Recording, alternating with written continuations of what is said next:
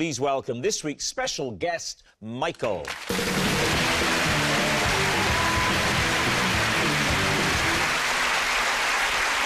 we'll start with Diane. What is Michael to you? This is Michael. I once punched him in the face because I thought he was a ghost. Bob, how do you know Michael? This is Michael, and after cutting his hair, I got a job on a campsite as a hairdresser. And finally, Lee, what's your relationship with Michael? This is Michael. Together, we helped free a donkey that had trapped itself in the cubicle of a seaside toilet. So there we have it. Is Michael Diane's ghostly guy, Bob's campsite client, or Lee's donkey do-gooder? David's team, where would you like to start? Well, Diane, where were you when you mistook Michael for a ghost? I was backstage at the Theatre Royal Bath. And what were you doing there? I was in a play. What happened? You were in the dark, waiting to go on the wings? I was in the wings. In the wings, waiting to go on? And I'd been told a ghost story about this, where that the was Theatre Royal Michael? Bath is haunted. What was the story? Well, that the theatre was haunted.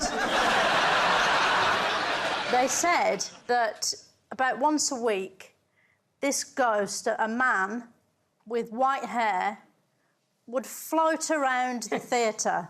So you heard that So then story. I'm standing in the wings. Uh-huh. I turn round and I see...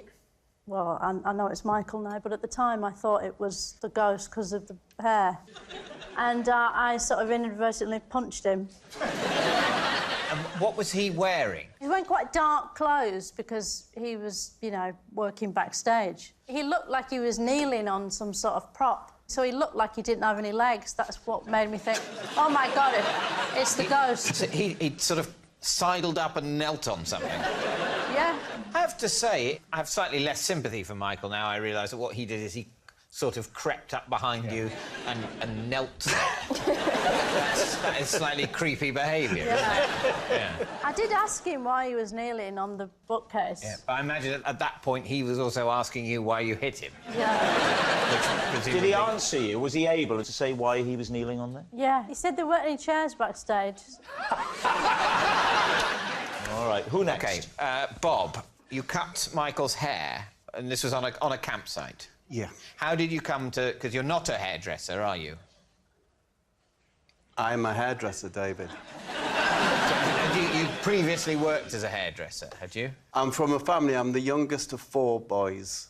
And in my family tradition is that the eldest is a priest, then a lawyer, then a teacher, and then a hairdresser. So it fell to me to take up the scissors. I was given my first set of scissors when I was 13. I actually had a pair of scissors when I was younger than that.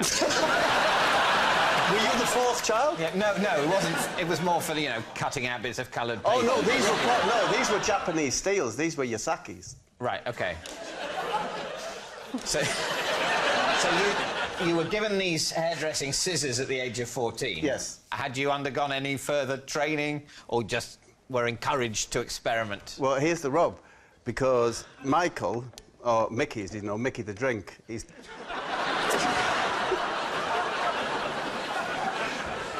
Why is he called Mickey the Drink?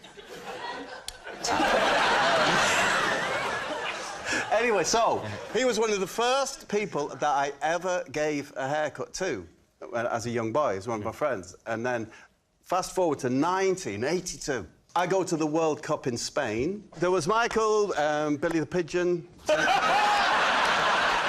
Gentle Kenneth. Billy the Pigeon? Gentle Kenneth, yeah. Why is he called Billy the Pigeon?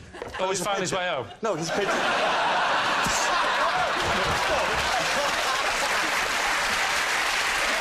Because he had, like, a fat chest. We all went to Spain. We were on the campsite for the England fans. I, as always, gave Mickey his haircut. And the one-man army from Nottingham, the Nottingham Forest fan, caused all the trouble out there. He demanded that he had a haircut. What trouble did he cause out there? Well, for example, he rushed to the cafe that we're in and threw a coin like that. Could have damaged anyone. Luckily, it went straight in the slot machine and won the jackpot.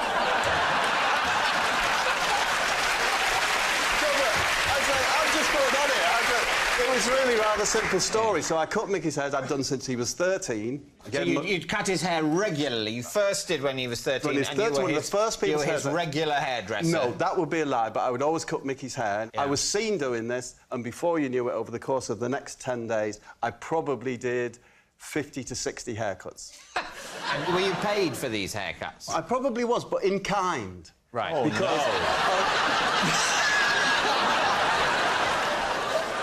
the only thing any of the English fans could say was huevo solo, and that got you an egg sandwich.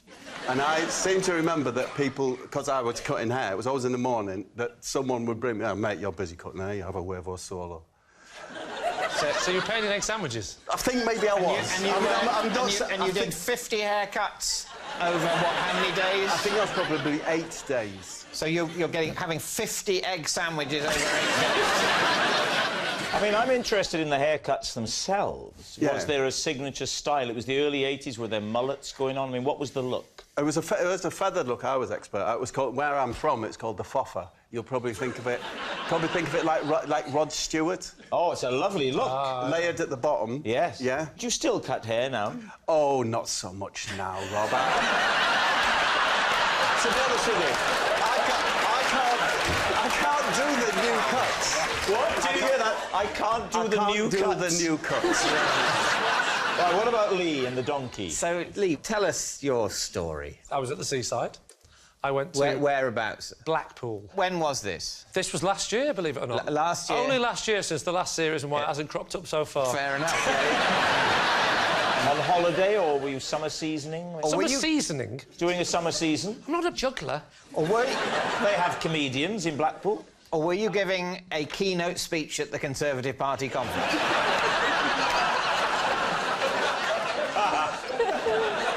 All right, I was doing a summer season. No, I was on a little weekend break. I decided to take my family to Blackpool. What sort of loos are these?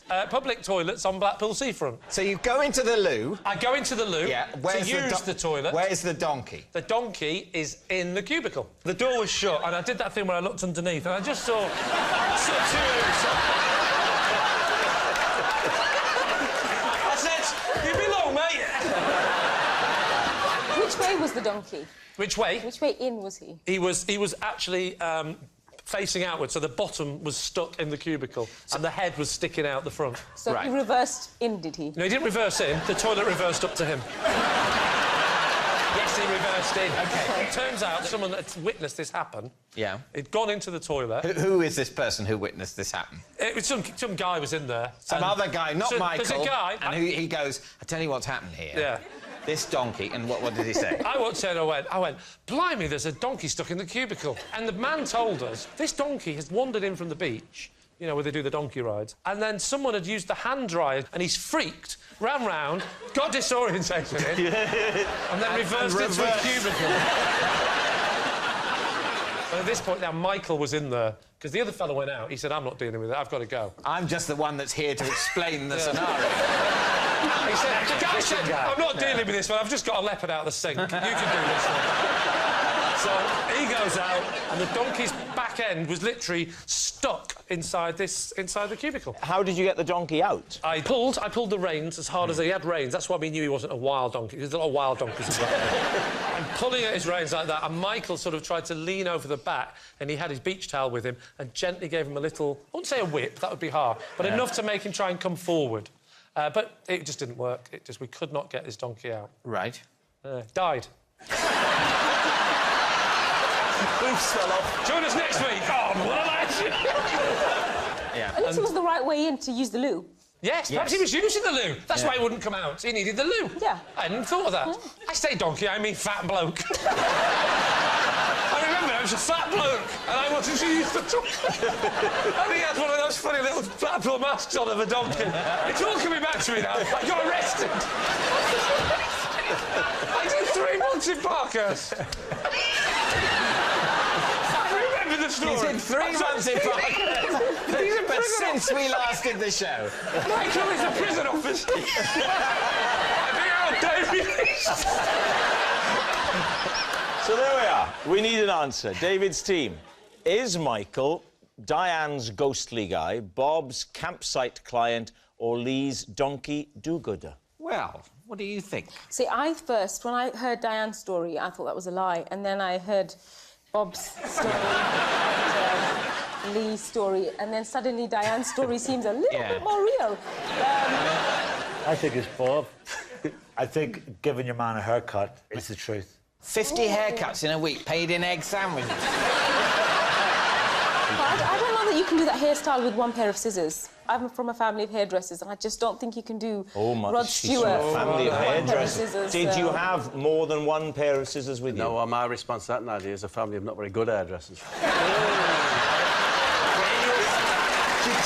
two sets of scissors? He looks round about Bob's age. And Bob's haircut? Yeah. Can I just say, one final chance? He looks to me like a man who hangs round gentlemen's toilets.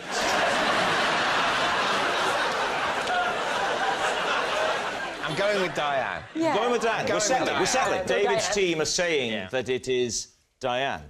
Michael, would you please confirm your true identity? My name is Michael, and Bob gave me a haircut and a cancel.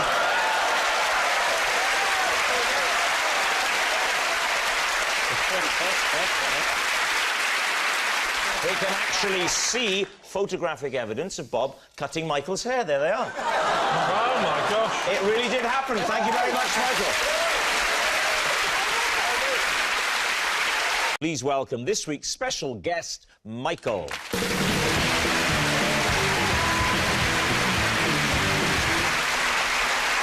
Right, we'll start with Diane. What is Michael to you? This is Michael. I once punched him in the face because I thought he was a ghost.